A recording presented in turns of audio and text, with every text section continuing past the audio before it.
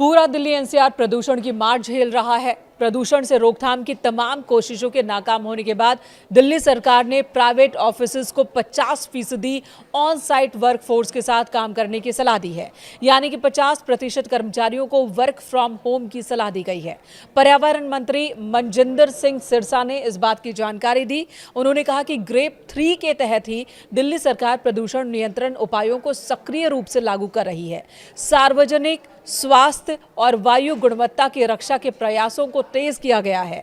MCD office सुबह 8:30 बजे से शाम 5 बजे तक कार्य करेंगे, जबकि दिल्ली सरकार के कार्यालय सुबह 10 बजे से शाम 6:30 बजे तक खुलेंगे। आपको बता दें, दिल्ली एनसीआर में अगले 10 दिन के लिए AQI की वार्निंग जारी की गई है। केंद्रीय पृथ्वी विज्ञान मंत्रालय के तहत आने वाली फोरकास्टिंग बॉडी ने कहा कि अगले 10 दिनों तक एयर क्वालिटी बहुत खराब कैटेगरी में ही रहने वाली है, इसमें कोई सुधार नहीं होने वाला।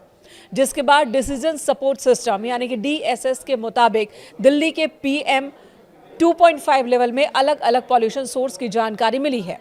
दिल्ली की जहरीली हवा में ट्रांसपोर्ट सेक्टर का सबसे बड़ा योगदान सामने आया है। लगभग 15% प्रदूषण की वजह ट्रांसपोर्ट ही है और ऐसे में वर्क फ्रॉम होम नियम से सड़कों पर गाड़ियों की संख्या कम होगी और प्रदूषण में कमी की उम्मीद है।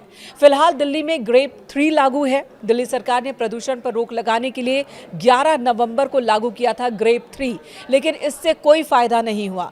AQI स्तर में कोई सुधार देखने को नहीं मिला, जिसके बाद अलग स्टेशंस की बात करें तो AQI 400 के पार ही दर्ज किया गया है और यही वजह है कि ग्रेप 3 को और ज्यादा सख्त किया जा रहा है। फिलहाल ग्रेप 4 लागू नहीं है, लेकिन सरकार इसके नियमों को ग्रेप 3 के तहत ही लागू कर रही है और इन्हीं में से एक फैसला है दफ्तरों में लोगों की संख्या कम करना, यानी कि 50% कर्मचारियों के साथ काम करने का ये फैसला। CAQM ने अपने लेटेस्ट नोटिस में कहा कि CAQM ने 21 नवंबर 2025 को ग्रेप शेड्यूल को रिवाइज किया है ताकि इसे और सख्त बनाया जा सके। दिल्ली एनसीआर में एयर क्वालिटी को बहुत ज्यादा खराब होने से रोका जा सके।